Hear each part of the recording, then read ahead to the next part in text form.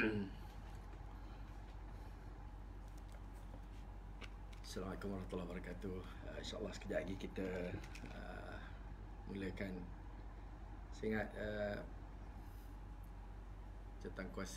Jurutankuasa Fakulti Sains Sukan dah ada ke?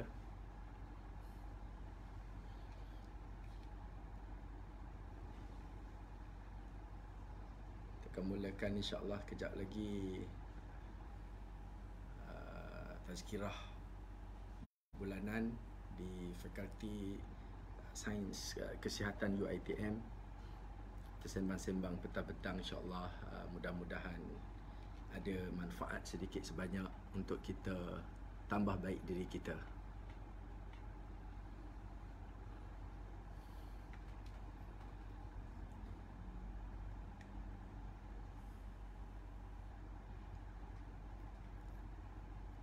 Tes suara okey ke suara?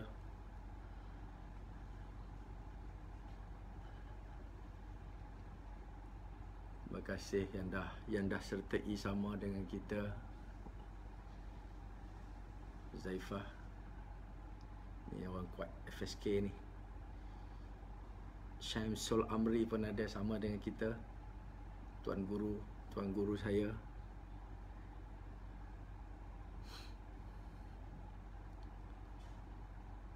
Kita tunggu sikit green light daripada fakulti dan insyaAllah kita akan start. Pasal kita tak perlu nak tunggu semua berkumpul ramai kan. Kita masing-masing boleh daripada mana-mana. Puan Iada, ini orang kuat, orang kuat, sahabat-sahabat dekat FSK ni. InsyaAllah kejap lagi kita akan start. Tajuk kita hari ni kerja berpahala ataupun kerja sia-sia. Siap saya tambah dekat atas tu. Ada satu lagi, kerja berpahala atau kerja sia-sia ataupun kerja boleh dapat bala. Itu pun penting tu. Nak kena faham betul-betul, insya-Allah. Mudah-mudahan kerja kita jadi ibadah.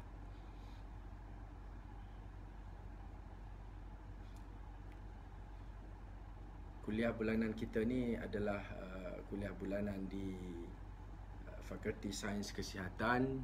Tapi insyaAllah kita buka pada semualah. Suara tak berapa dengar.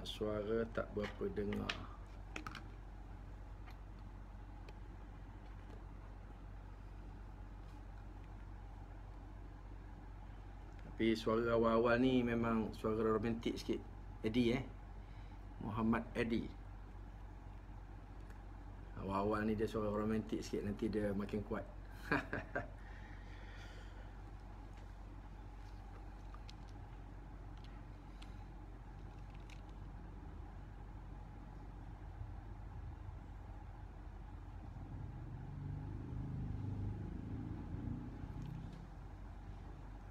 Ada siapa-siapa daripada jawatan kuasa, boleh kita mulakan sekarang?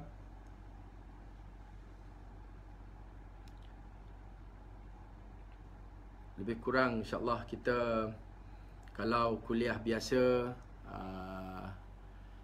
1 jam, kadang-kadang 2 jam. Tapi kalau kuliah biasa, kuliah online ni dia kena ikut kaedah multiply 6.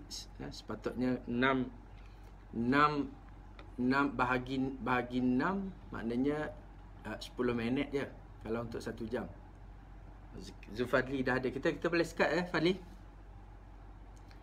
Waalaikumsalam warahmatullahi. Fadli. Eddie, suara okey ke?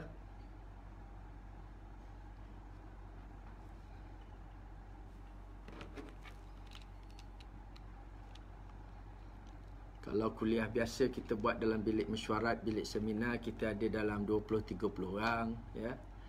Hari ni kita lebih power kuliah dalaman, tapi kita boleh berkongsi satu dunia. Mudah-mudahan. Alright. Terima kasih Fadli. Okey, kita mulakan kuliah kita petang ni dalam tajuk kerja kerja berpahala ataupun kerja sia-sia. Terima kasih terutamanya saya ucapkan kepada sahabat-sahabat di Fakulti Sains Kesihatan.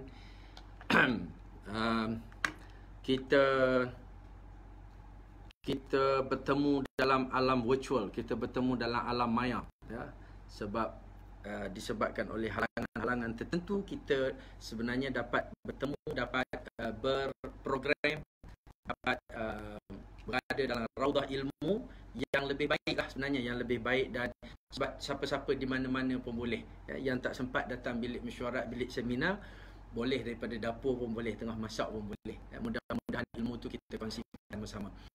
Bismillahirrahmanirrahim. Alhamdulillah, wassalatu wassalamu ala Rasulillah wa ala alihi wa man walah.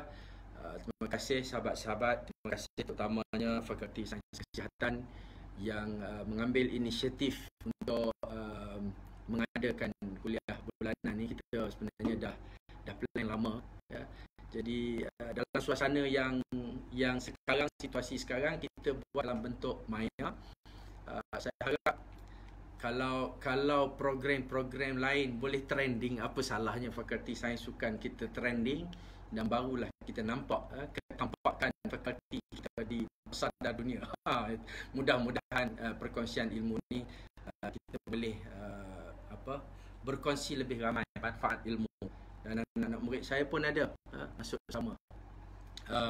Sahabat-sahabat dikasihi sekalian, tuan-tuan dan puan-puan dikasihi sekalian, saya ambil kaedah, saya bercakap sebahagian dan saya share juga daripada skrin laptop saya.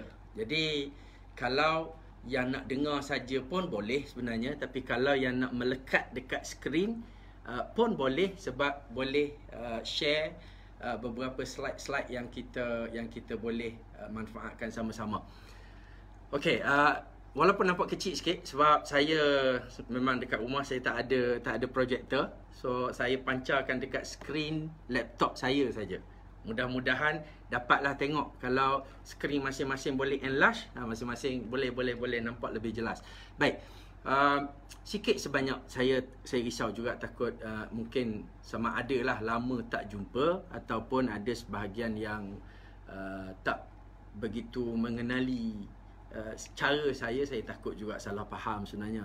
Sebab saya ni kadang-kadang cakap berlapik, kadang-kadang cakap direct. So adalah waktu-waktu kita ni kadang-kadang dipengaruhi oleh suasana sekeliling kita. Bila bercakap dari cara orang pengajian Islam, ya, dia berlapik, dia beralas. Jadi bila saya cakap direct, kadang-kadang ada orang kata tak nampak macam ustaz, ya. Sebenarnya ada waktu kita perlu direct. Kalau berlapik sangat, beralas sangat sampai sudah pun orang tak faham pun ada juga, ya. Jadi sebab saya bachelor saya dalam bidang bahasa Arab dan ilmu wahyu, kemudian saya sambung dalam bidang Master of Science dalam bidang Information Management. So ada sikit-sikit lah dia punya ala-ala sains teknologi tu. Jadi kalau cakap direct tu, itu waktu-waktu cakap sebagai orang IT lah tu. Orang IT ni dia direct sikit. Dia orang sistem, dia tak ada berlapik-berlapik, dia direct je. Kalau if yes, if no, if else, itu je. Jadi mudah-mudahan kita memahami dan jangan salah faham lah. Dan insya-Allah kadang-kadang bila kita ada kita punya expectation ataupun kita punya perception kita, kita dengar orang tu cakap, kita dah ada salah faham daripada awal. Baik. Okey, kita bercakap tentang tajuk ni iklan-iklan tak apalah, buat buku-buku saya ni. Kalau tak nak tengok pun tak apa sebenarnya. Iklan-iklan pun kalau dalam surat khabar, dalam majalah, dalam TV, dalam radio, ya. Dan kalau ada apa-apa persoalan, boleh terus je kita kontak dekat kita. Duduk ni bagus dia virtual ni ataupun media sosial ni, pasal kita boleh terus berkomunikasi, ya. Kak Ros lama tak jumpa, ya. kita berpisah kampus terus tak jumpa daripada dulu. Ada yang ajak main bola pun ada ni. Nanti lepas ni kita sambung. Kita bincang main bola pula. Boleh gunakan nombor saya untuk terus kontak kalau ada komen, kalau ada persoalan ataupun mungkin juga kalau nak bertanya dalam sini pun boleh terus. Ada kesempatan kita bincang. Tak mampu saya akan bagi tahu tak mampu. Itu memang fitrah kita manusia serba kekurangan. Tuan-tuan dan puan-puan, yang pertama kita kena betulkan mindset kita. Kita pergi bekerja ni untuk cari rezeki. Rezeki milik Allah. Rezeki adalah milik Allah, bukan milik kita dan bukan milik bos kita, bukan. Ya. Ada orang bila kita pergi kerja ataupun bila kita jadi bos, kita rasa seolah-olah kita yang menentukan rezeki anak buah kita, staf kita. Kadang-kadang tu ada tu dengar macam bunyi-bunyi suara, ya, elok sikit. Ya, contoh elok sikit. Aku yang bagi kau kerja. Kita tak perasan, kita terlepas pandang. Rezeki milik Allah. Mungkin gaji milik majikan. Tapi rezeki milik Allah. Sebab konsep rezeki dengan konsep duit, dengan konsep keuangan, konsep harta, konsep kita panggil tu gaji, itu lain. Orang boleh buat apa saja dekat kita, tapi Allah lebih berkuasa menentukan rezeki kita. Kadang-kadang orang sekat macam mana pun kita, ya, orang bukan sekat rezeki, orang sekat harta, orang sekat gaji, orang sekat macam-macam. Tapi rezeki Allah tentukan. Jangan risau, ya, jangan risau bila kita kerja mencari rezeki lain dengan kita kerja mencari gaji. Kita kerja cari harta lain. Cari harta korek tanah nak cari emas, itu lain. Tak jumpa emas gagal. Tapi kita kerja mencari rezeki. Kadang-kadang kita tengok ada orang yang kerjanya macam tak berapa sangat, tapi hidupnya tenang, hidupnya mewah, hidupnya walaupun nampak sederhana, tapi hidup dia tidaklah begitu tersepit. Hidup kita kadang-kadang kaya, gaji banyak, gaji tinggi, harta macam-macam, tapi suasana hidup kita tu macam kita kata macam-macam bermasalah dia. Ini benda yang kita perlu check balik, semak balik diri kita. Kita tak payah nak sibuk cari hal pasal orang. Kita check kita. Rezeki milik Allah, ya. Kita kena set betul-betul. So jangan risau dengan sesama manusia. Sayyidina Ali pernah sebut, dia kata, aku dah melalui 1001 macam kesukaran, kesusahan, kekecewaan. Tetapi yang aku paling kecewa, yang aku paling rasa gagal, yang aku rasa paling sedih, bila aku tersilap bergantung kepada orang lain. Ya. Kita silap pasal rezeki ni hak milik Allah. Rezeki ini urusan kita dengan Allah. Sebab itu kena jaga dengan Allah, kena jaga hubungan dengan Allah. Buat cari harta dengan cara tak betul, nampak macam kita dapat banyak, tapi itu bukan rezeki. Itu bukan rezeki. Dan mungkin tiba-tiba bertukar jadi bala. Itu soalan yang kita letak dekat tajuk tadi. Kerja kita boleh jadi dapat pahala, boleh jadi sia-sia, dan silap-silap boleh jadi dapat bala. Baik. Rezeki milik Allah. Rezeki itu nikmat. Rezeki itu nikmat daripada Allah. So, bila kita dapat rezeki, kita kena bersyukur. Rezeki itu boleh jadi ujian daripada Allah. Bila kita dapat, kita dikurniakan rezeki, kita diberi harta, kita diberi anak pinak, itu juga adalah ujian. Dan kita sentiasa peringatkan diri kita lah. Sebab ada waktu-waktu kita kena berwaspada, kita syukur. Dalam kita dapat banyak rezeki, kita syukur. Bila kita dapat sikit rezeki, kita sabar. Jadi sebab kita sentiasa merasakan itu nikmat Allah, ini ujian Allah, dan kita tidak akan tersasar melampau-lampau. Ya, kalau orang kata taklah sampai tak sedar diri. Ya. Rezeki itu ketentuan Allah. Siapa yang dah sampai kepada level setting dalam diri dia, rezeki tu milik Allah, rezeki tu nikmat Allah, rezeki tu ujian Allah, rezeki tu ketentuan Allah, saya yakin kita akan hidup tenang. Dan kita tidak mudah berbuat sesuatu yang bercanggah dengan apa yang Allah suruh ataupun Allah perintah. Sebab kadang-kadang kita buat sebab kita nak harta. Kita buat sebab kita nak jawatan. Kita buat sebab kita nak berebut satu-satu benda keduniaan. Sampai kita terlupa, kita sanggup melakukan apa yang Allah tak bagi ataupun Allah marah. Dan akhirnya, sebenarnya kita tersilap. Kita bukan kejar rezeki, kita bukan kejar kejar pemberian Tuhan, ketentuan Tuhan, tapi kita kejar bala. Itu kena jaga betul-betul. Ini setting awal. Allah dah sebut dalam surah Al-Maidah, wa kulu mimma razaqakumullahu halalan tayyiba wattaqullaha alladzi antum bihi mu'minun. Ya, makanlah apa yang diberikan kepada kamu, tapi kena ingat daripada apa yang halal dan baik-baik saja. Ya, kadang-kadang kita bukan tak reti bercakap pasal halal haram, ya. Kita bercakap pasal logo halal, cop halal. Tapi kalau duit tu caranya tak betul, dia tetap letaklah logo halal mana pun. Kalau benda tu dengan cara tak betul, dengan kaedah yang bercanggah dengan perintah Allah, ya, logo halal 3 negara pun tak guna. Pasal kita kena halalan thayyiban ni di sisi Allah. Sebab kita dah setting tadi. Kita nak bercakap sekarang dari sudut pandangan perspektif Allah. Sebab rezeki daripada Allah. Ya, ya betul, kita kena ada panduan, pedoman sesama kita. Tapi kita kena betulkan setting kita dulu. Baik. Sikit sebanyaklah kita nak kongsi bila ada diceritakan oleh Rasulullah sallallahu alaihi wasallam, salah seorang pemuda dia berdoa sampai tangan dia diangkat ke tinggi ke langit, menangis bersungguh-sungguh mohon doa, tapi Rasulullah bagi tahu kat para sahabat, Rasulullah kata doa dia tak makbul. Sebab apa? Sebab makanannya haram, pakaiannya haram, kenderaannya haram. Macam mana nak makbul? Walaupun dia berdoa bersungguh-sungguh, ya.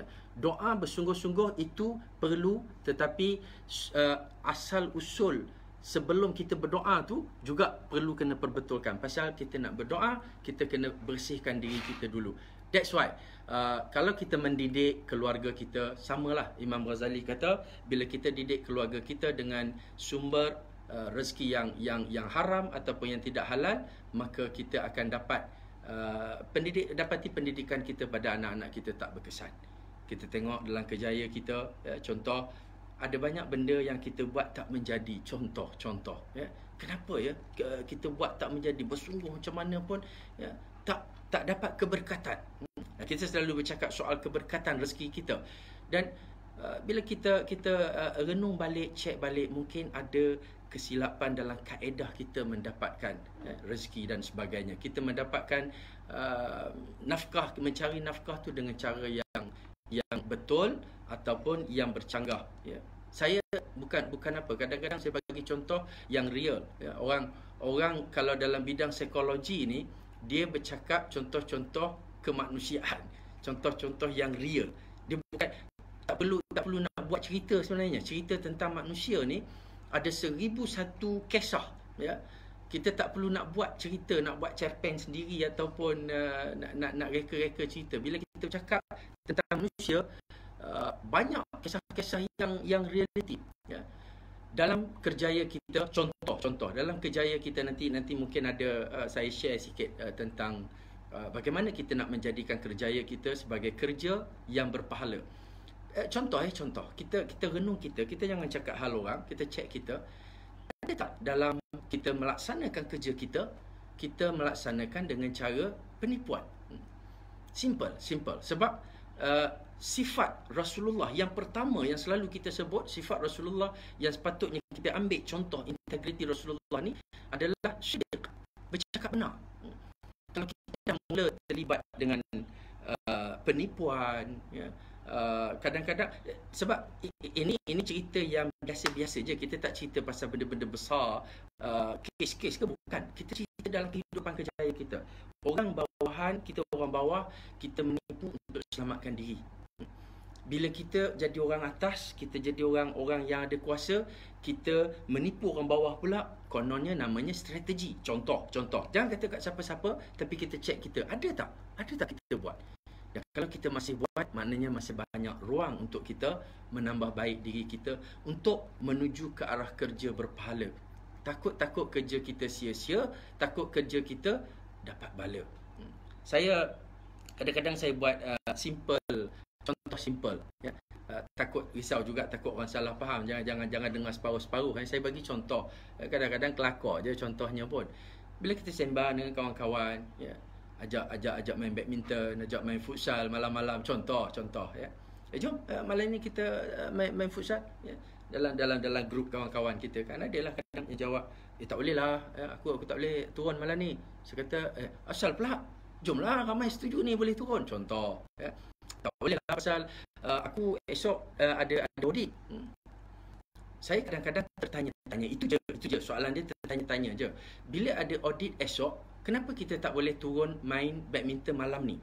Sebab waktu malam bukan waktu kerja, ya. Tetapi very simple, very common, ya. Bila besok ada audit, kadang-kadang malam ni kita tak balik pejabat sebab nak kena betulkan balik, nak kena sediakan dokumen balik, takut esok audit nak check. Contoh. Maknanya audit datang, dia sebenarnya auditor datang untuk check kita benda yang kita dah tipu lah. Sebenarnya kita lah. Kita tak buat kesimpulan, tapi kita cuma nak tanya balik diri kita, betul ke cara tu? Ataupun kalau kita dah lama buat kerja, kebiasaan yang dah lama, dah jadi tabiat, dah jadi budaya, susah kita nak sebut benda-benda ni. Kadang-kadang ada orang kata, tak bolehlah cakap macam tu. Kita memanglah daripada dulu kita buat macam tu. Tuan-tuan, saudara-saudari, saya risau sebenarnya bila cakap pasal diri sendirilah. Kita risau. Ada satu buku yang saya terjemahkan daripada mantan Syekh Al-Azhar, iaitu Muhammad Sayyid Tantawi. Buku dia ada Al-Hiwar fil Islam. Dalam buku dia kata very simple. Kita kadang-kadang tak tersedar kita terikut perangai orang Arab jahiliah dulu, Quraisy jahiliah dulu. Kenapa Abu Jahal, Abu Lahab tak nak terima Rasulullah? Bukan Rasulullah ajar benda salah. Rasulullah ajar benda baik, benda betul. Abu Jahal, Abu Lahab ni, orang tanya dia, Abu Jahal, apa pandangan kamu tentang Muhammad? Aku tahu dia ajar benda baik, dia orang baik, dia manusia baik. Tapi kalau aku ikut dia, habislah, ya. Semua benda yang aku dah buat selama ni, turun-temurun nenek moyang ni, ya, hilang. Contoh, sebabnya kita takut kebiasaan dalam tradisi kita dah lama tengok betul, ya. Benda ni lah yang saya gembira sangat bila akhir-akhir ni orang mula bercakap pasal new normal. Sebenarnya new normal adalah benda yang sepatut berlaku tiap-tiap masa. Sebab kita patutnya menambah baik praktis kita, normal kehidupan kita. Semakin hari semakin ada benda normal baru yang kita tambah baik. Kita sembahyang cantik 5 waktu, tapi new normal sejak bulan lepas kita sembahyang jemaah. Itu new, ya. Praktis baru yang sebelum ni aku tak buat. Sebelum ni sembahyang 5 waktu, kadang-kadang hujung waktu, kadang-kadang tengah waktu, tapi sekarang aku dah ada new normal. Sembahyang 5 waktu jemaah. Belum lagi awal waktu. Lepas lama kemudian aku ada new normal baru pula. New normal pada saya pribadi. Ada sahabat dia kata new normal sama dengan new norms. Baik benda new norms, new normal. Saya kata norms nilai dah lama. Kita lama dah Islam ajar nilai baik, tapi praktisnya tak ada, kebiasaan tak ada. Islam ajar tapi praktis, agak-agak praktis baru ni yang jaga 15 minit sekali basuh tangan, sanitizer, sebab sanitize tangan kita tu sebab tak nak ada kuman, tak nak ada bakteria. New normal yang mengesahkan kepada norms yang kita sepatutnya buat. Kita kadang ada banyak pengetahuan yang kita tahu kita kena buat tapi kita tak buat. Solat di awal waktu, bukan tak tahu, ya. Sebab tu bila kita bercakap hari ni, kerja macam mana nak kerja bagus, contohnya macam mana nak bekerja, nak dapat pahala. Saya yakin kalau saya share pun kita dah tahu. Tinggal lagi macam mana penerimaan kita untuk berubah kepada new normal. Kita nak ubah supaya ada penambahbaikan. Okey, sebelum ni aku macam tipu-tipu sikit, ya. Sekarang aku tak nak tipu dah. Contoh, itu new normal, ya. Penambahbaikan diri kita. Cuma tidak di peringkat negara lah, di peringkat kita. Baik, tuan-tuan dan puan-puan, Banyak-banyak hadis. Saya tak sempatlah kita nak share semua. Kita dah 3.5 sekejap je. Ya, kita sembang-sembang pun sekejap je. Sa'ad bin Abi Waqqas pernah tanya pada Rasulullah, ya Rasulullah, dia kata, doakan saya kepada Allah agar doa saya makbul. Ya, Sa'ad bin Abi Waqqas cerita dekat Rasulullah. Rasulullah kata, wahai Sa'ad, perbaikilah makananmu, maka doamu akan dikabulkan. Sa'ad bin Abi Waqqas adalah sahabat antara 10 yang dijanjikan juga sebelum mati, sebelum meninggal, sebelum wafat. Sebab itu bila Sa'ad bin Abi Waqqas ada kisah dia dikhianati, dia difitnah oleh sahabat-sahabat dia satu ketika, dan dia berdoa supaya sahabat yang memfitnah dia tadi mendapat balasan daripada Allah. Dan memang kesudahan hidup sahabat dia tadi tu dalam keadaan yang sangat-sangat sengsara, sampai dia bagi tahu pada semua orang, dia kata, aku ni pernah dengar dulu Sa'ad aku supaya dapat balasan, dan sekarang inilah balasan aku. Aku tahu ini balasan aku atas doa Sa'ad bin Abi Waqqas. Ya, jaga-jaga orang yang doa makbul ni dia dimakbulkan oleh Allah, dan mudah doanya dimustajabkan. So Sa'ad bin Abi Waqqas tanya macam mana nak doa makbul, bagi tahu, dia kata hendaklah jaga makanan supaya doa kita dimakbulkan. Rezeki kita tu kena jaga yang halal. Kerja yang dia dapat pahala tu, kerja yang dapat pahala, sebab kita risau. Ya. Rasulullah pernah sabda soal lelaki kalau rambutnya kusut, mukanya berdebu, mengatakan, wahai ya Rab, ya, padahal makanannya haram, mulutnya haram, ya, bagaimana diterima doa itu? So jagalah betul-betul. Ya. Bukan setakat kita hari ini tazkirah kuliah kita bukan kerja berpahalakah atau sia-siakah? Bukan soalan saja, bukan soalan. Kita harap kita boleh tambah baik diri kita. Pun kita bukan nak nasihat orang, kita bercakap untuk diri kita, dan sama-sama dengar kot ada masalah ataupun yang kita hadapi, kita boleh selesaikan sama-sama, kita boleh tambah baik diri kita. Sekejap, saya tengok ada yang komen sangkut-sangkut Saya harap saya tak bergerak banyak sangatlah, takut saya yang bergerak banyak. Ada yang bagi komen, kita buat kerja tapi kalau kita tak cakap apa kerja yang kita buat, nanti orang tak tahu apa kerja yang kita buat. Lepas tu cakap kita tak ada kerja. Ada juga cerita tu. Kita dalam masyarakat kita ni, dalam ramai-ramai ni, adalah kadang-kadang timbul macam tu. Nanti kita ada slide kita share, ya, bagaimana sebenarnya kita nak berdepan dengan suasana-suasana macam tu.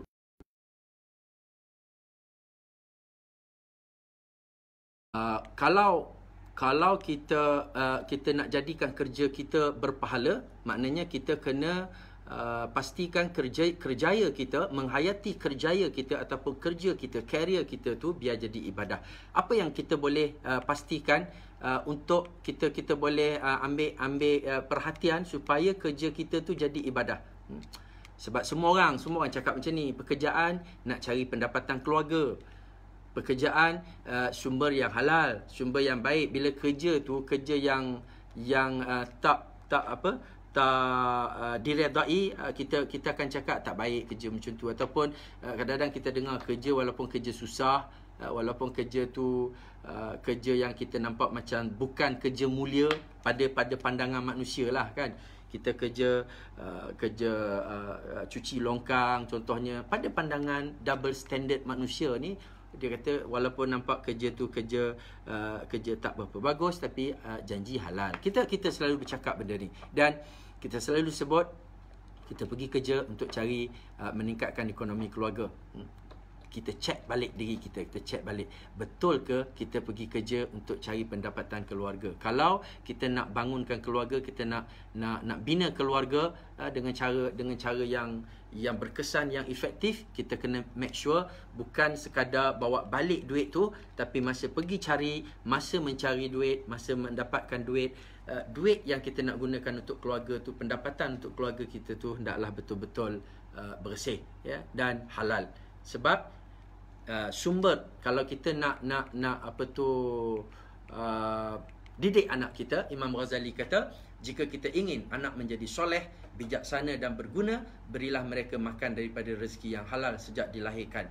Makanan yang halal selain menjadikan anak kita berguna, boleh menjadikan fikiran mereka cerdas dan pintar. Sebaliknya, anak akan menjadi derhaka kepada kita jika diberikan makanan yang tidak bersih, tidak halal. Kita tak rasa masa kita bagi, sebab duit tu sama, duit Malaysia, RM juga. Kita beli makanan dekat supermarket sama, kita buat balik, masak, bagi makan sama. Tapi penghujung usia kita, anak-anak kita derhaka pada kita. Anak-anak kita buat kita sedih di penghujung. Itu lagi sedih, sebab kita tak boleh nak patah balik, kita tak boleh nak didik dah anak kita masa tu. Itu yang kita takut, sebab penghujung apa tu kita kata su'ul khatimah. Itu yang lebih menakutkan. Penghujung hidup kita, kita terpaksa berdepan dengan kesan apa yang kita dah buat daripada dulu, dan kita tak ada U-turn. Dalam hidup kita tak ada U-turn. Baik, tuan-tuan dan puan-puan, kalau kita tengok kan, dekat skrin saya ni, saya buat, kalau saya cakap mungkin tak berapa nampak sangat, sebab dia tak boleh nak tangkap. Saya tunjuk sikit. Saya buat secara kasar, roughly pengiraan dia. Tidur 8 jam. Kalau yang tidur 8 jam lah. Kalau 6 jam kurang sikit. Tidur 8 jam kali darab dengan 365 hari 4 bulan. Kita tidur 4 bulan, sedar tak sedar? 4 bulan setahun. Dalam masa setahun, 4 bulan kita tidur. Mandi 15 hari. Ya. Makan 23 hari. Tu makan 30 minit. Kalau makan lagi lama, menonton TV, tu baru satu cerita je. 4 bulan. 15 hari. 1 jam 15 hari. Tak clear, slide tak clear. Sebab kecil sangat. Tapi saya sebut sikit-sikit, kod boleh tangkap. Ya. Yang saya merahkan tu kerja.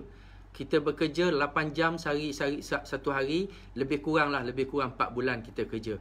Kalaulah kerja kita tak jadi ibadah, susahlah kita. Sebab kerja kita kadang-kadang ada di kalangan kita, bukannya benda yang pelik sangat pun. Kadang-kadang kita kata, kenapa buat kerja yang bercampur aduk? Kita tahu benda tu tak boleh, benda ni tak elok, kenapa buat juga? Nak buat macam mana, dah nak cari rezeki, ya. Akhirnya kita terlupa tujuan kita cari rezeki tadi.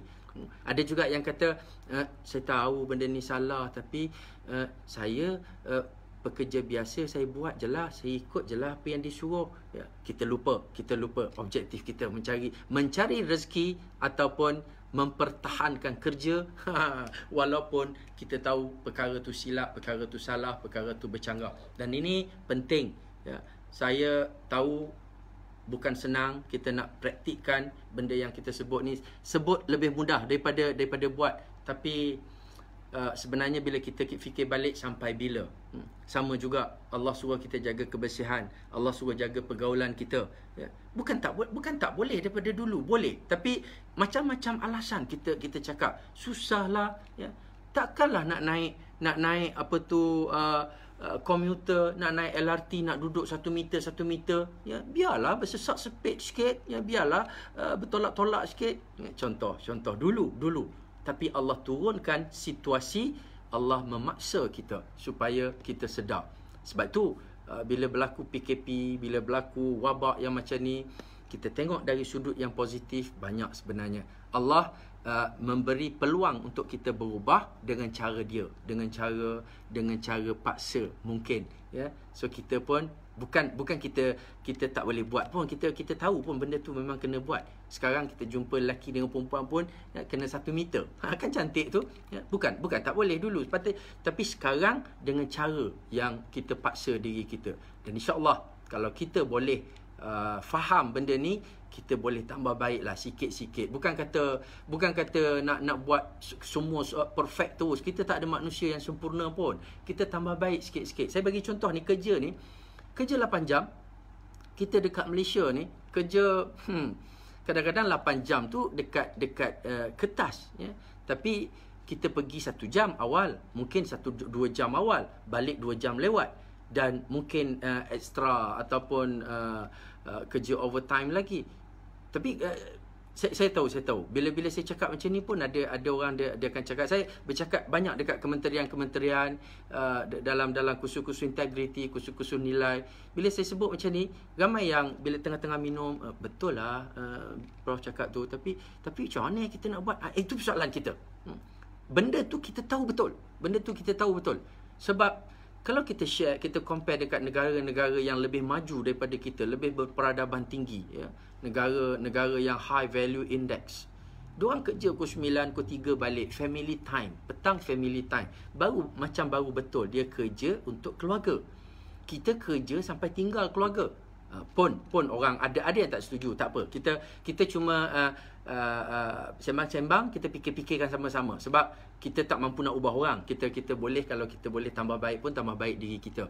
Kerja 8 jam sebenarnya dah cantik dah. Macam yang Rasulullah beritahu, 1/3 untuk dunia, untuk cari rezeki, untuk cari nafkah, 1/3 untuk kita dengan Tuhan, 1/3 lagi kita dengan keluarga. Dan kita kadang-kadang terlebih 8 jam. 8 daripada 24 memang 1/3 dah. Tapi bila lebih, overtime lagi, kerja tak cukup, cakap tak cukup, alasan macam-macam, tak cukup duit, kena cari extra money lah, macam-macam, ya, sampai akhirnya kita terlupa, ya, platform asas kita tu kita terlupa. So, kerja 8 jam 4 bulan, tuan-tuan, 4 bulan kita kerja, ya. Perjalanan traffic jam 1 jam, WhatsApp 30 minit ni kalau delete group je, delete WhatsApp dalam group je, ya. Kalau sambung WhatsApp, sambung message memang panjang lagi, tu pun dah 7 hari setengah. Baca blog, ya, 7 hari setengah. Window shopping, orang perempuan, orang lelaki ngeteh lagi 2 jam seminggu, 2 jam sekali seminggu tu, tu pun dah 4 hari dah habis. Ya, baca Yasin 30 minit malam Jumaat saja, 1 hari je kalau kita kira. Sebab itu kena check balik jadual kita. Habis 11 bulan kat bawah tu, 11 bulan habis kita buat benda-benda ni, termasuk kerja. Saya tak masukkan solat adalah dalam tu, tapi tak sampai pun 2-3 hari tu keseluruhan. Dan kita pastikan sebenarnya kita boleh tambah baik lepas ni. Aku tak nak dah habis masa 11 bulan tanpa jadi ibadah. Sebab itu aku nak tengok TV ibadah. Aku nak makan ibadah. Aku nak mandi ibadah. Aku nak tidur ibadah. Aku nak kerja ibadah. So, kerja ibadah dia mestilah niat ikhlas kerana Allah. Satu. Yang kedua, tak bercanggah dengan nas Quran dan hadis. Whatever reason, ya. Bila tak bercanggah, kita kena fikirkan tak bercanggah, ya. Bila bercanggah, kena terima kerja tu tak bagus. Tuan-tuan, dulu saya ada jumpa dalam, ialah banyak khusus tu, ada jumpa seorang perempuan ni, isteri dia, seorang isteri sangat bagus. Dia masuk kerja pukul 7.30, 7.40 dia sampai dekat office. Tapi dia tak masuk kerja. Dia tunggu 7.59 baru dia punch in. Sebab dia duduk dalam kereta, dia duduk sembang dengan isteri, dengan suami dia. Dia layan suami dia, ya. Sehinggalah 7.58, 7.59 dia masuk office, dia punch in. So dia punch in sebelum pukul 8. Kemudian dia kerja pukul 1 minit dia akan punch out. Dia balik rumah, dia masak, ya. Kemudian dia sediakan makanan untuk suami dia. Pukul 1.59 dia punch in balik untuk kerja petang pula. Dan pukul 5:01 dia punch out. Bila sembang dengan ketua-ketua dalam pejabat dia kata, oh, menyampah betul, ya. Susah nak bincang. Kadang-kadang kita minta dia stay sekejap, 5.30 pun tak boleh, ya. Kita yalah sekejap habiskan kerja. Dia kata dah waktu dia balik, waktu dia kena berkhidmat untuk suami dia, ya. Menyampah betul. Saya dalam hati saya kata, inilah orang yang sebenarnya yang sepatutnya kita ambil kira sebagai pekerja misali. Ini orang bijak, ini orang bagus, ya. Tapi kita dah lama tak betul. Sebab kalau orang yang di Switzerland, kawan saya di Switzerland, dia kerja setahun, cuti 30 hari, dan 30 hari itu adalah waktu untuk dia berehat, waktu untuk dia bersama dengan keluarga. 30 hari dia bagi cuti, so dia kena ambil. Pernah 1 tahun dia tak ambil habis. Dia ambil cuma 27 hari. So Januari dia dapat surat, dia kena amaran, sila habiskan cuti anda pada tahun lepas. Dan dia tak juga sempat ambil. Ini memang sibuk, super busy, ya. Dia kerja memang super busy. Kalau kita tengok Facebook dia, sekejap duduk Atlanta, sekejap duduk dekat Zurich, sekejap duduk dekat ni. Dia kerja dekat Switzerland, tapi kerja dia merata-rata, auditor international. Bila Januari, Februari dia dapat surat amaran, supaya menghabiskan cuti tahun lepas dengan segera. Kita dengar dulu sikit, kita dengar dulu. Dia pro and cons, and then ada yang ada persepsi masing-masing lah. Kalau bila cakap dengan bos-bos dia kata, ni boleh buat macam tu, teruk lah kita. Sebab apa? Sebab kita tak nampak cara, kita tak nampak jalan. Sebab kita mungkin duduk kat Malaysia lah. Bila dia ambil bulan Mac, dia tunjuk dekat saya invoice, dia kena saman. Dia kena saman sebab kesalahan dia ialah menjadi bapa yang tidak bertanggungjawab. Sebab kenapa kau tak cuti dengan keluarga, sedangkan waktu 3 hari adalah waktu keluarga. Kita kalau tak ambil cuti tahunan, dapat anugerah khas cemerlang, ya, sebab diberi penghargaan yang lebih bagus, supaya beri semangat supaya jangan ambil cuti. Akhirnya kita daripada dulu sebenarnya tak habis-habis cakap pasal masalah kebutuhan akhlak anak-anak, masalah keluarga, ada yang kata saya tak rasa sebab kerja anak-anak jadi macam tu. Saya kata saya tak kata itu satu-satunya faktor. Tapi sebenarnya kalau kita tengok negara-negara yang dah high culture, ini adalah bukti testimoni. Dan Islam dah lama. Islam dah bagi tahu lama supaya kita kena bijak menguruskan masa kita. Baik, saya takut lama sangat kat sini. Tak bercanggah dengan nas Quran dan hadis. Yang kedua, kalau bercanggah, buat tak payah bagi alasan lah. Nak buat macam mana, saya kena ikut je buat kerja. Disebabkan orang-orang macam inilah negara kita ataupun sesebuah negara mengalami masalah integriti. Sebab orang bawah yang semata-mata mengikut. Sebab sampai bila pun tak selesai. Ya. Bila ada masalah yang bercanggah, yang tak betul, orang bawah dia kata dia kena ikut. Orang atas dia kata orang bawah ikut. So dia boleh buat. Tapi kalau kita tengok dalam contoh negara-negara maju, contohnya bila orang bawah kritik orang atas, itu satu petanda untuk buat perubahan. Kalau contohnya orang bawahan bagi komen dekat tentang orang atasan tu, dengan mudahnya menyemak semula, membetulkan semula, ataupun akhirnya mengaku saya yang buat silap. So saya rasa saya ni tak layak untuk jadi ketua anda semua. Saya tak jawatan. This is sample, contoh integriti yang berlaku dalam negara-negara yang kita bukan bila kita diberi teguran kita mula cari salah orang lain, ya, supaya orang lain kena. Kita tak salah. Kita buat benda bercanggah dengan nas Quran, kita ada alasan. Kita pusing sana pusing sini. Pasal apa? Pasal kita ada banyak dalil-dalil ayat Quran dan hadis yang kita boleh pergunakan. Ini masalah. Ya, bila kita orang mula bercakap tentang dipanggil apa? Jual agama, ya, menunggang agama. Bila kita guna macam-macam alasan nas untuk kita elakkan diri kita daripada terkena ataupun dikatakan bercanggah dengan Quran dan hadis tadi. So akhirnya kita tak canggah sampai bila-bila. Betul ada perbezaan pendapat, ada ikhtilaf, ada kelonggaran mana-mana. Tapi kita cek kita jangan kata ke orang, ya, kita cek kita tahulah apa tujuan kita buat tu. Tak bercanggah dengan nas Quran dan hadis, tidak menyebabkan ibadah khusus terabai. Kita tolong orang daripada subuh sampai pukul 12 malam. Tolong orang. Cantik. Tapi apa yang kita masalah kita tak sempat nak semayang. Ada pernah saya jumpa. Saya ni kongsi benda yang pernah saya jumpa je.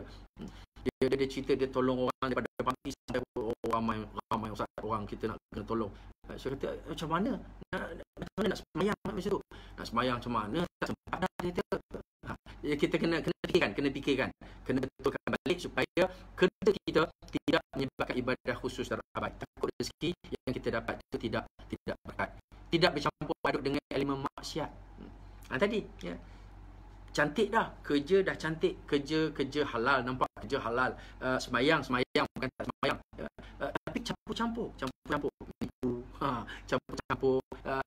Ada benda-benda yang kita buat benda palsu, ini berat. Dan ini antara benda-benda yang menjaga kita supaya kerja kita mendapat pahala. Tuan-tuan, sebab tajuk yang fakulti bagi itu kerja berpahala. So ini syarat utama dia. Niat ikhlas kerana Allah, cek diri kita sebab kita tak nak ubah orang ni. Tak bercakap canggah ke? Jadi syarah mana canggah, tak ada masalah. Jadi dietitian, tak ada masalah. Jadi radiografer, tak ada masalah. Ya. Tak canggah dengan Quran dan hadis. Tidak, bukan kerja kita mencuri lah. Kalau kerja mencuri itu dah awal lagi dah. Jawatan pencuri profesional. Itu kena check betul lah. Bila saya lagi tidak menyebabkan ibadah khusus apa cantik. Saya boleh semayang, saya boleh jaga ibadah saya, tak ada masalah. Ya. Ada anak murid saya, bekas anak murid saya selalu kongsi sebenarnya cerita ni bagi semangat dekat saya juga. Dia kerja lepas habis belajar, dia kerja dekat sebuah kilang. Ada pegawai lah juga, pegawai gaji banyak, 1,800 masa tu banyak lah, 1,800. Dia kata masa dia jumpa saya, dia kata dia pada awal kerja 1,800, dia dapat gaji bulanan dia direct pukul 9.30, pukul 10 masuk gaji, pukul 10.15 dah dia dah pasang gaji tu dekat mak dia dekat kampung. Dia ada 7 orang, dia kerja untuk mak dia. 1,800 gaji masuk, 1,800 bagi kat mak. Ini soalan dia ada. Sebab kita pun kadang-kadang masa mula-mula kerja dulu ya, bagilah, bukan tak bagi kat mak 200 sebulan. Tapi sekali-sekala balik pinjam dengan mak 500.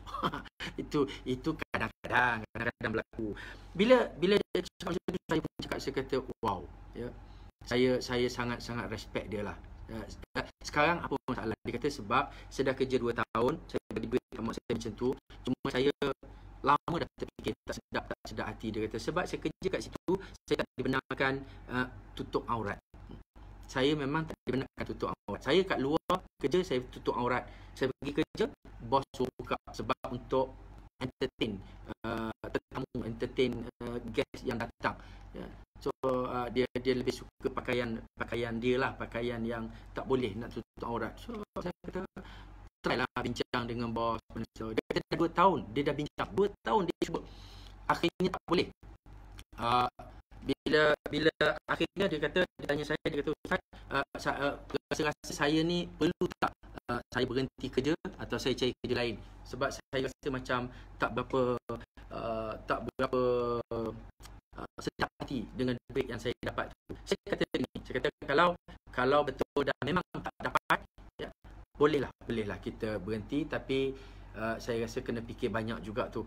Bila nak berhenti, nak kerja apa lagi. Rupanya bila saya sebut macam tu, bercampur aduk dengan elemen maksiat, menyebabkan ibadah khusus terabai. Sebab tutup aurat tu ibadah yang kita patut buat dan kita tak boleh, kita halang. Dia kata petang tu dia terus pergi letak surat letak jawatan, dan sebulan dia sanggup bayar. Saya pernah tanya dia, saya kata dia duduk di Shah Alam, makan macam mana, sebab 1,800 duit gaji dia bagi kat mak dia. Apa dia jawab? Dia kata saya kerja malam dekat 7-Eleven. Malam dia kerja kat 7-Eleven untuk duit bayar sewa bilik, bayar makan. So dia kata dia tak kisah, yang tu dah cukup, dan dia boleh simpan lagi pun. Sampaikan dia berhenti kerja on the spot, ya, saya pula risau. Saya tanya dia, bila dia telefon petang tu, dia kata saya berhenti. Saya dah berhenti Ustaz, terima kasih Ustaz bagi nasihat. Saya kata saya risau, nanti awak nak bagi duit ke mak awak bulan ni. Dia kata Ustaz kena ingat, ya, rezeki di tangan Tuhan. Saya pula yang terlepas pandang, rezeki di tangan Tuhan. Ramai yang komen pasal putus-putus, ya. Saya try tukar mikrofon lah kot. Pasal apa sampai terputus-putus?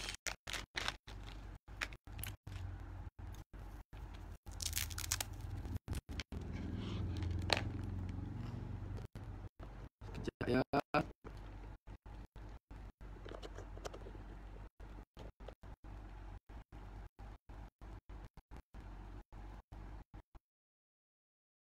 Kena bagi respon. Saya tukar ni jadi lebih elok ke tak?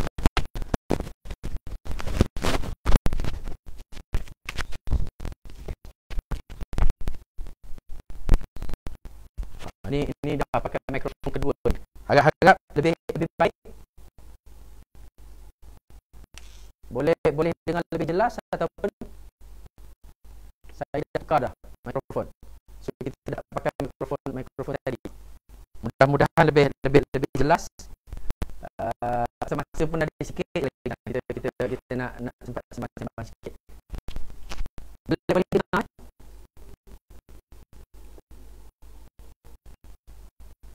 Okey. Macam sama. So macam mana saya nak buat? Pasal nampak dekat skrin lain okey, clear. Lancar je. Ataupun saya pegang lebih dekat supaya lebih jelas, harap gitulah. Kita nak tambah baik, nak permudahkan.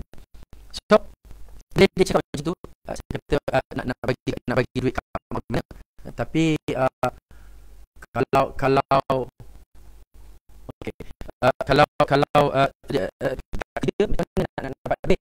So dia kata ustaz kena ingat gaji rezeki di tangan Allah ustaz. Ya, kalau kita niat ikhlas kita kerana Allah, kita cari duit ikhlas pasal kita nak tolong mak kita, saya yakin Allah akan tolong. Tuan tak sampai seminggu hidup pergi cari kerja sana cari kerja sini, ditambah dia pergi interview, akhirnya dia telefon dekat saya, ustaz alhamdulillah saya dapat kerja baru ustaz. Saya kata alhamdulillah, syukur ya. Dia bagi lebih mudah saya nak buat ibadah. Dia tak larang saya pakai tutup aurat, dan dia bukan itu ustaz, dia tambah gaji tempat baru dah jadi 2,700. Saya kata syukur ya. Kita boleh bagi kat mak kita 1,800, lepas tu kita boleh simpan ya, 900 dah boleh simpan dah ya, kita nak guna untuk apa-apa, nak kahwin apa bila apa dia jawab. Dia kata ustaz kenapa pula jadi macam tu, saya kerja dapat gaji 2,700 ustaz, so saya nak bagi kat mak 2,700. Cukup aku cerita tu kat situ untuk kita fikirkan sama-sama, dan kita dengan mak kita, dengan ibu bapa kita macam mana kita cek kita. Baik, tuan-tuan dan puan, selain daripada syarat tu, percepatkan sikit pasal masa dah tak ada dah. Ini benda yang kita kena praktis dalam kerja kita, dalam kehidupan kita. Siddiq, tabligh, amanah, fatanah, ataupun saya katakan staff. Bila kita jadi staff, ini sifat yang Rasulullah ada, sifat wajib bagi Rasulullah, model untuk kita, dan kita nak apply dalam kehidupan kita. Siddiq, cakap betul. Dah lah, cukuplah, ringkas je lah. Cakap betul. Senang je faham. Jadi lepas ni, kalau ada benda yang kena tipu, betulkan. Ada orang jumpa saya, dia kata ustaz, saya memang dekat tempat kerja saya selalu cakap betul, dan saya selalu kena macam-macam hukuman ya, pasal kalau saya buat salah, saya mengaku salah. Kita belum lagi jadi negara maju. Kita negara yang masih konon-kononnya acah-acah baru baik ni. Kita cakap betul, patutnya kita bagi penghargaan ya. Kalau dia mengaku salah, sebenarnya lebih baik daripada kalau kita duduk menipu sana sini ya. Siddiq, cakap betul, stop bohong ya. Sebab kalau kita orang atas kita bohong, orang bawah lama-lama tak percaya. Kita orang bawah kita bohong, lama-lama staff bos pun rasa nak buang kita. Sebab itu kena siddiq, amanah, accountable. Buat apa-apa tanggungjawab. Jangan duk pusing tuding orang. Buat salah, cakap orang lain salah. Kita sentiasa betul ya. Buat salah, ngaku salah. Buat betul, ngaku betul. Tadi yang tanya tadi, kena tunjuk. Buat benda kerja, kena tunjuk. Ada kerja yang memang kita kena sampaikan, laporkan pada orang tertentu. Laporlah. Jangan lapor yang tak perlu ya. Lapor yang over tu, yang orang kata melampau-lampau ya. Tak payah pun nak cakap kalau kau datang awal sebelum pukul 8 contoh. Tapi saja je ya. Datang, bos sampai je, assalamualaikum bos, hari ni saya datang pukul 7.30 bos. Semangat punya pasal bos nak kerja. Yang tu yang macam tak berapa sesuai lah, tak berapa sesuai. Dia bukan baik tu. Itu bodek nama dia. Tabligh adalah menyampaikan apa yang kita perlu sampaikan, kita kena sampaikan. Kita tak boleh nak sembunyi-sembunyi, kita tak boleh nak sorok-sorok benda yang maklumat-maklumat tertentu. Sebab itu kalau kita boleh buat, kita akan kerjaya kita akan jadi kerjaya yang sangat harmoni, dan kita akan bekerja dalam suasana yang mudah-mudahan dapat pahala. Fatanah, bijaksana ataupun profesional. Kerja biar profesional. Kerja acuh tak acuh, itu bukan kerja yang Rasulullah suruh buat. Kita kerja kena dengan itqan, profesional, fatanah.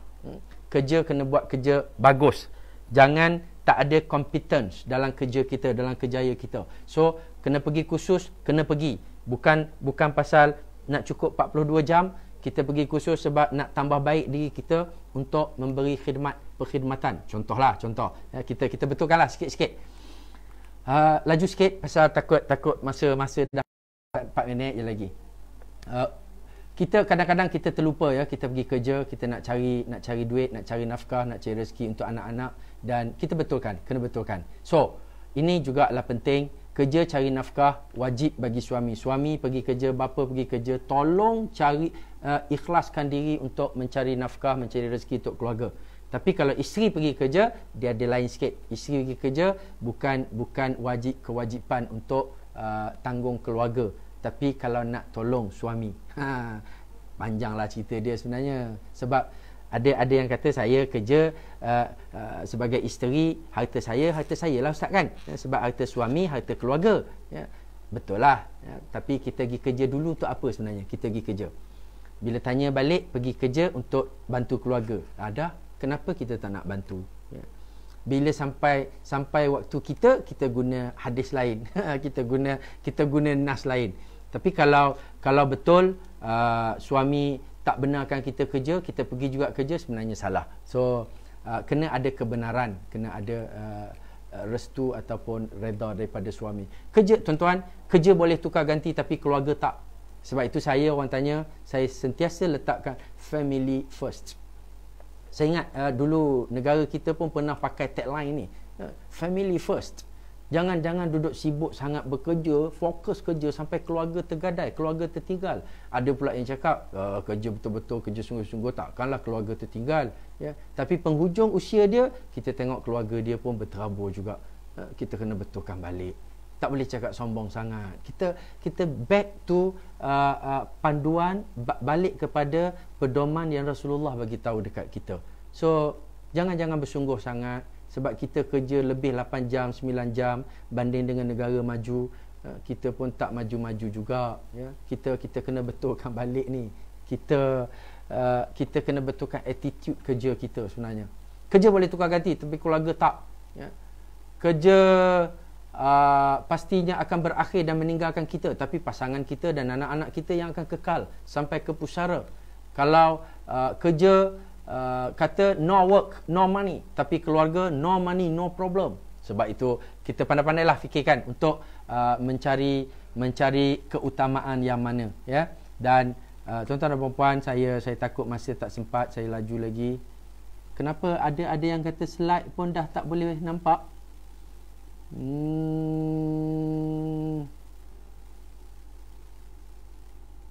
Ada yang tanya, Kak Ros tanya, kalau kita selalu bagi info tentang kematian, tentang silaturahim, betul, cantik dah tu kita sampaikan apa-apa yang baik. Cuma kaedahnya kita tengok cara yang terbaik jugalah. Kalau soalan dia, ada orang tak suka. Saya gini, kalau kita sampaikan benda baik tapi orang tu tak suka, saya tak sampaikan dah pada dia dengan cara yang sama. Sebab ada seorang pujangga ni, dia kata kalau nak dapatkan keputusan yang berbeza, kita jangan buat usaha yang sama. Sebab dia kena usaha juga berbeza. So kalau kita bagi benda baik tapi dia tak nak dengar, kita cerita benda tu dalam cara lain pula lah. Ataupun kita pusing ikut lain, kita suruh orang lain pula cerita ke. Mungkin jangan paksa orang dengar dengan cara kita kalau dia tak suka. Sebab kalau kesan negatif, rugilah kita cakap benda baik tu. Tapi bagi tahu benda baik tu dah betul. Even cakap tentang kematian tu, sebenarnya yang soalan Kak Ros tanya tu, cerita tentang kematian ni, kalau Nabi sebut jumpa saudara kita, jumpa sahabat kita yang sihat, bercakaplah tentang kematian. Kalau kita berjumpa dengan sahabat kita yang sakit, bercakaplah tentang kehidupan. Betul lah tu. Bila kita jumpa sihat, cakap tentang kematian. Tapi ramai orang tak suka dengar pasal-pasal kematian ni. Dia takut dia kata kita doa kat dia pula nak suruh mati. Ni kena betulkanlah, ya. Balik tepat pukul 5, Puan Edah, balik tepat pukul 5 tu bagus. Betul lah, betul, ya. Saya cakap secara umum, ya, Saya takut juga nanti dia jangan salah gunakan dalam keadaan yang macam mana. Pasal kita jawab soalan tanya balik pukul 5 1 minit, saya kata itu yang paling bagus, ya. Nanti kan ada pula orang yang salah faham, dia kata saya suruh balik macam tu. Saya kata yang terbaik begitulah. Tapi kalau tak mampu, kena fikirkanlah. Saya pun tak boleh nak betulkan orang lain, ya. Perbaiki kesilapan diri, jangan cari salah orang. Betul tu. Terima kasih Pak Razita Hani. Okay, yang lain audio dah jelas. Okey. Dan saya harap adalah benda-benda yang kita boleh manfaatkan untuk diri kita, ya. Sebab kadang-kadang kita bercakap bukanlah untuk semua orang benda yang sama. Kita bagi tahu benda yang sama, tapi kita ambil lah dalam mengikut konteks kita. Teks dia sama, konteksnya mungkin berbeza. Dan ini cerita pasal amanah, pasal integriti, cerita pasal sebenarnya kalau saya cerita benda-benda ni pun, kes integriti contohnya kan, kes salah guna kuasa, rasuah, ini cerita orang ada kuasa, ya. Orang kerja yang rendah-rendah pangkat dia tak buat benda ni, penyelewengan, pecah amanah. Ini orang yang ada kuasa. Dan ini kesalahan ni orang yang kat bawah pula. Bos tak buat benda ni, ya. Layanan buruk dekat orang, tak senyum dekat orang, tak mesra. Bos biasa tak buat benda ni pasal bos dia nak jaga organisasi yang duduk kat kaunter tu, ya, duduk doa, harap-harap tak ada orang lah hari ni. Tapi bila tak ada orang, macam mana keuntungan syarikat kita? Itu soalan dia. Jadi kalau kita faham, kita buatlah kerja kita, ya. Kes tata tertib, ya. Kes integriti, kalau kita tak sama-sama jaga, ya. Saya kadang-kadang tajuk-tajuk yang macam ni kita kena cakap lebih detail lah. Ni sekali lalu saja. Sebab kalau kita tidak bersama dalam integriti, boleh jadi produktiviti terganggu, boleh jadi permusuhan dalaman, organisasi kita boleh lingkup, khianat lebih meluas, kezaliman lebih berlaku. Dan ini semua sebenarnya benda simple untuk kita faham. Tapi kadang-kadang ada orang tak habis-habis duk cakap ini sensitif, itu sensitif. Sampai bila kita tak akan berubah sebab kita tak berani nak bercakap benda betul. Tuan-tuan dan puan-puan, sebelum kita tutup, waktu pun dah pukul 4, cuba kita tengok benda-benda yang simple, ya. Saya bagi contoh, saya baca, tak apa saya baca. Kita tak jumpalah borang yang Encik hantar hari tu. Boleh isi borang lain tak? Ini macam mana kerja kita nak jadi kerja berpahala ni? Sebab kita buat hilang, lepas tu kita salahkan orang. Sibuk je telefon masa ni, dah dekat pukul 5, orang dah bersiap nak balik. Yang ni tak betul. Sebab dah dekat pukul 5, belum balik. Sebab kita balik pukul 5 lebih. So siapa yang cakap pukul 5, sebelum pukul 5 tu dah ganggu dia, itu tak betul. Kejap mama pergi punch in sekejap je. Ini ada cerita ni, ada cerita. Pasal pergi parking, lepas tu masuk punch, anak ada dalam kereta, belum pergi hantar ke taskar. Ini nampak macam ibu penyayang, ibu misali, tapi kita fikirkan balik. Ada pula yang cakap takkan itu tak boleh fikir sendiri. Ini dekat mana ni? Dekat ada yang mengadu, dia kata selalu kena marah dekat atasan, dekat orang atasan, bos atas lah. Takkan itu tak boleh fikir sendiri. Kita lupa kadang-kadang sebab kita ada staf sokongan, kita ada staf pengurusan profesional. Staf sokongan dia sokong je, dia tak boleh fikir sendiri. Dia tak boleh nak buat kerja dia tanpa dapat arahan daripada orang atas. Kita kadang-kadang marah kat dia, tak boleh fikir sendiri. Kita kena tolong fikirkan. Sebab gaji kita gaji orang profesional, gaji berfikir, gaji kerani, gaji di peringkat pembantu tadbir, dia membantu, menyokong. Nama dia staf sokongan. Ada skop tugas masing-masing. Panjanglah cerita dia pun, ya. Alah, dia orang tu memang macam tu, memang dah tak boleh nak ubah dah. Ni buruk sangka kat orang, ya.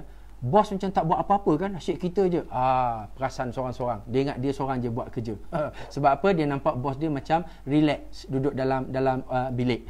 Bos kerja dia lain. Bos belum datang kerja, dia dah kerja dah. Dia dah fikir, daripada dalam kereta lagi dia dah fikir. Malam tadi pun dah mengigau tengah mesyuarat.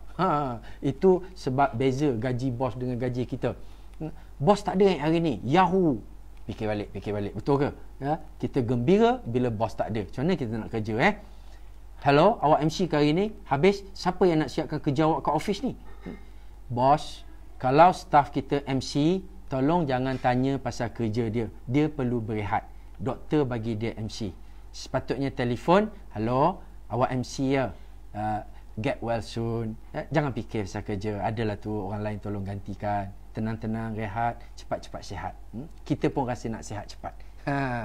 Lepas ni kalau ada masa meeting, dengar maklumat daripada saya saja. Jangan tengok dan semua dilarang online. Oh, dia marah pasal kita kadang-kadang kita dapat maklumat daripada sumber-sumber yang berbeza. Yang kita sepatutnya boleh tambah baik sesama kita. Sekarang, terutama zaman sekarang, zaman IT ni, sepatutnya saya masuk kelas pun, saya cakap kat pelajar saya mengajar kat depan, pelajar-pelajar semua boleh, awak semua boleh buka rujukan dalam internet, boleh Google, boleh cari sumber-sumber yang betul. Kalau saya salah, bagi tahu. Kalau saya tak tahu, tolong share sama-sama. Baru cantik, ya. Tak sukalah cara dia, tolak makan SKT dia, biar dia belajar orang hormat orang sikit. Ada tak berlaku? Ya. Jangan kata kat orang, kita check kita. Kadang-kadang kita macam dah masuk sentimental, personal. Sebab SKT ada rubrik dia, ada pemarkahan dia. Kena hati-hati. Junior sekarang ni kurang ajar lah, tak macam kita dulu. Tuan-tuan, kita dah jadi senior, kita marah kat junior. Junior tu pun tak sabar nak jadi senior, dia nak marah kat junior pula. Jom kita jadi orang yang betulkan kita dan appreciate orang lain. Sebenarnya diorang bukan kurang ajar, diorang cuma tak sama macam kita, diorang berbeza. Degil betul student ni, berapa kali dah cakap, student bukan degil, tapi student, nama dia student maknanya orang yang belajar. Sebab itu kalau dia tak belajar, dia tak buat salah, dia tak perlu jadi student. Kita pun dah tak perlu jadi guru, cikgu dah. Jangan bawa masalah kat rumah datang pejabat. Ya Allah, dia ni faham ke tidak? Masalah tak boleh tinggal, ya. Macam mana kita nak tinggal masalah? Kalau kita sedia pigeonhole pun kita tak boleh tinggal. Sebab itu masalah keluarga kat rumah, staff, sepatutnya kita sama-sama bantu. Kita sama-sama organisasi kita. Ni kalau kita bekerja dalam satu organisasi, ringkas-ringkas je ni. Puan Akmal ada tanya macam mana nak isi jam latihan. Saya harap AJK boleh ni, boleh respon. Budak ni degil betul lah, susah nak nasihat. Takkan nak bagi A. Wah, ini ada juga ni, ada ni. Ya, sebab budak tu degil, kita tak nak bagi A. A bukan sebab degil atau tak degil. Ya, kita kena clear cut. A dia markah, dia ada rubrik pemarkahan. Ya, kita jangan campur aduk. Janganlah buat kerja khianat dekat orang. Dia tak boleh jadi kerja berpahala, takut dia jadi kerja berbala. Walaupun soalan kita silap, kita tak boleh mengaku soalan tu silap. Ini pun kena fikirkan balik lah. Ini benda-benda yang berlaku keliling kita ni. Betul ke selama ni kaedah kita macam tu? Ya? Duduk diam-diam masa belajar dalam kelas, betul ke? Ya? Kita bukannya degil, tapi kita tak suka cikgu tu garang sangat. Ni cerita panjang dia. Pasal pergi sekolah, tanya budak-budak, kenapa tak dengar cakap cikgu? Jawab budak, kita bukan tak nak dengar cakap cikgu, tapi cikgu tu garang sangat. Budak-budak tak suka cikgu garang.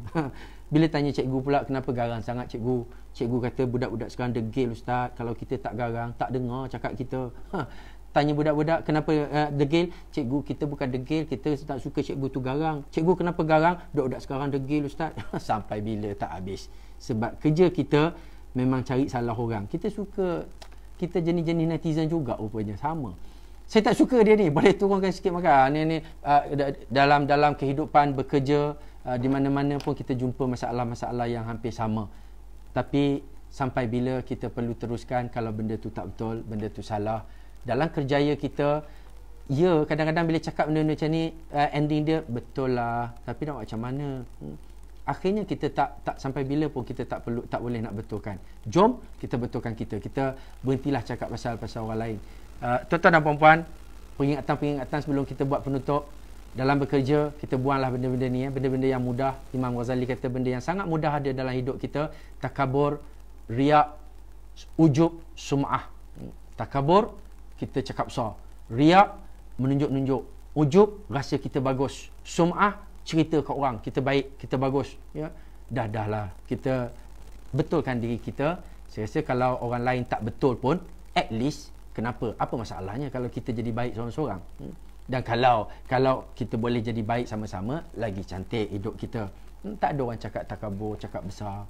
Ya. Tak perlu nak riak-riak, nak menunjuk-nunjuk. Ya. Buat baik, buatlah. Kalau nak tolong orang, tolong. Tak payah nak cerita habis satu dunia. Contoh macam itulah. Ujub, kita dah baik. Jangan rasa pelik pula tengok orang lain tak baik. Pelik lah orang lain ni tak baik-baik. Kenapa aku seorang? Jangan ada ujub. Ini cerita diri kita, tuan-tuan. Dalam penyakit organisasi, ringkas, walaupun saya tak jelaskan pun sebenarnya semua orang boleh faham. Tengok skrin, tengok slide ni pun, tengok tulisan pun dah faham. Ada dengki, ada dendam, ada khianat, ada zalim. Ada. Tinggal lagi kita sedar ke tidak, satu. Tinggal lagi yang kedua, kita sebenarnya nak berubah ke tidak. Kadang-kadang sedar pun. Sedar, bukan tak sedar. Memang kita lakukan pun benda-benda tu. Pasal apa? Dah jadi budaya, dah jadi kebiasaan. Ini benda-benda yang kita perlu betulkan kita. Ya, kita tak boleh nak cakap hal orang lah, kita cakap hal kita. Dengki, stop dengki ke orang. Dendam, stop dendam ke orang. Khianat, tak payah khianat ke orang. Ya, kita nak naik pangkat, tak payah jatuhkan orang. Sebab kita jatuhkan orang, orang tu jatuh, kita tak naik. Kita duduk situ je. Cuma kita rasa kita duduk atas pada orang tu. Orang tu lebih bagus pada kita, biarlah. Ya, dia bagus, kita ikut dia. Kita sinergikan sama-sama. Tuan-tuan, cakap mungkin senang. Tapi kata seorang ustaz, seorang tuan guru, dia kata berkawan ni, bersahabat ni, bila kita kawan zaman belajar, kita kawan di sekolah, kita tak ada khianat, kita tak ada zalim. Habis sangat meniru. Paling teruk pun menipu jawapan. Kau tahu jawapan? Tak tahu. Itu paling teruk lah tu. Paling teruk lah. Dan kalau dia belajar sendiri, dia tak ada masalah pun dengan kita. Dia tahu jawapan dia sendiri. Tapi dalam rakan sekerja, kita masing-masing mengejar jawatan, masing-masing mengejar harta, masing-masing mengejar kedudukan. Ustaz guru ni kata lebih mudah berlaku dengki, dendam, khianat dan zalim. So hati-hatilah kita supaya kita tidak ada perasaan, tidak ada sifat-sifat yang ni. Baik versus bodek. Baik kalau kita buat baik sama semua orang, bodek kalau kita buat dekat orang yang kita nak dapat ganjaran saja, tu bodek. Kawan masuk kerja office, kita tak cakap apa-apa. Bos masuk, Assalamualaikum bos. Kenapa? Ada beza. Itu mungkin petanda-petanda bodek. Tuan-tuan dan puan-puan, tak sempat nak ceritalah kita. Jomlah kita hidup berkasih sayang supaya kerjaya kita, alam kerjaya kita menjadi medan pahala kita. Sebarkan kasih sayang. Islam rahmatan lil alamin. Kalau naklah kita tukar. Jangan ada perasaan jangan hakimi orang, kita cuba memahami. Jangan suka caci orang, hormat. Jangan suka keji orang, puji. Ajar diri kita supaya puji orang. Jangan suka bantut orang, kita bantu dia. Jangan suka hukum orang, sokong. Biar tersalah menyokong daripada tersalah menghukum. Jangan menyusahkan orang, mudahkan. Jangan biar orang lain lebih mudah naik pangkat, orang lain. Itu rezeki dia. Tuhan bagi kita rezeki lain. Kadang-kadang kita nak semua benda yang orang lain dapat. Sebenarnya ada satu kata-kata pujangga, punca kegagalan hidup kita bila kita nak fotokopi hidup orang lain. So tak guna. Tuan-tuan dan puan-puan, hidup kita tak perlu nak benci-membenci, ya? Kita perlu berkasih sayang. Walaupun orang tu buat dosa, kita cuma perlu benci dosa, bukannya benci pendosa. Cantik ayat tu. Kita betulkan kita lah. Tak sempat, banyak lagi kita kalau boleh nak share. Tapi jom kita jadikan kerja kita kerja yang berpahala. Sebab bukannya sekadar nak tahu saja kerja kita berpahala atau sia-sia hari ni. Tapi kalau boleh kita nak jadikan kerjaya kita, kita nak ubah, nak praktis supaya kerjaya kita betul-betul memberi pulangan pahala pada kita. Kita betulkan kita. Ada satu kata-kata akhir sebelum saya stop hari ni. Syekh ataupun seorang ahli sufi nama dia Syekh Ali Al-Bustami, Abu Yazid Al-Bustami. Dia kata, saat aku muda, aku begitu bersemangat untuk mengubah dunia. Bila aku semakin dewasa, aku tidak mengubah dunia. Aku tak mampu nak ubah dunia. Aku cuma fikir nak ubah negaraku. Dan aku semakin tua, aku tak ada masa pun nak ubah negara. Sebenarnya aku terfikir kalau alangkah baiknya kalau aku dapat mengubah keluargaku. Tapi sekarang aku berada di perbaringan menunggu maut. Baru aku sedar, baru aku perasan, kalau aku sejak muda, mungkin orang sekeliling aku juga sempat turut sama berubah. So kita tak ada choice. Kita tak boleh nak ubah orang. We cannot change the direction of the wind, but we can adjust ourselves. Kita tak boleh nak ubah arah angin, tapi kalau kita bijak, kita ada ilmu, kita kontrol layar kita, kita kontrol kemudi kita. Jom bekerjalah sebagai ibadah, bekerja biar berpahala, elak daripada bala. Akhirat letak di hati, dunia kita letak di jari. Barulah kita tidak akan buat apa saja kejahatan untuk mengejar keduniaan, mengejar yang kita katakan rezeki. Tadi konsep tadi kita kena betulkan. Kita ingat macam rezeki, tapi rupanya itu baru peringkat harta. Kita kejar harta, tapi dia bukan rezeki. Dia apatah lagi keberkatan. Belum lagi kita cakap pasal keberkatan. So tuan-tuan dan puan, jom kita betulkan kita. Mudah-mudahan kalaupun kita tak sempat nak mengubah orang lain, at least kita sempat ubah kita. Dan kalau kita ubah kita, ada orang lain ikut sama berubah, dia seronok, dia nak berubah, nak jadi baik sama, itu bonus untuk kita. Cantik. Mudah-mudahan ada manfaat sikit sebanyak. Salah silap saya, jangan ambil hati, tapi yang baik-baik sama-sama kita ambil manfaat. Tuan-tuan, kita tak ada masa banyak, kita nak hidup, nak dengki orang, nak hasad dengki, nak zalim dekat orang, nak khianat dekat orang, kita tak ada masa untuk mengubah diri kita akan datang, sebab kita kena cari orang untuk kita betulkan balik, untuk kita diterima taubat kita. So kita hanya ada masa untuk betulkan kita. Jom betulkan kerja kita, kerjaya kita, mantapkan dia supaya dia jadi ibadah, dan mudah-mudahan orang sekeliling kita, organisasi kita, negara kita akhirnya akan menjadi baldatun thayyibatun wa rabbun ghafur. Mudah-mudahan, insya-Allah, tuan-tuan dan puan-puan, kadang-kadang nak buat perubahan, boleh jadi kita akan jadi mangsa. Kita jadi mangsa untuk perubahan, tetapi yakinlah bahawa rezeki itu daripada Allah Subhanahu wa taala. Kalau setakat jadi mangsa kepada manusia, kita masih ada Allah Subhanahu wa taala. Dan selamat bekerja. Kita sebab akhir ini kita masih lagi ada yang dalam mood work from home, ada yang dah mula sakitkan balik mood kerja lama. Teruskan ambil kesempatan new normal, kita paksa banyak-banyak berubah lebih baik. Terima kasih banyak-banyak seperti sains kesihatan, sahabat-sahabat dekat saya. Jangan faham kalau ada yang tersilap, terkasar ataupun kelakar tak menjadi yang salah, boleh bagi tahu, boleh betulkan saya, dan insya-Allah kita sama-sama tambah baik diri kita. Wabillahi taufiq wal hidayah. Wassalamualaikum warahmatullahi wabarakatuh.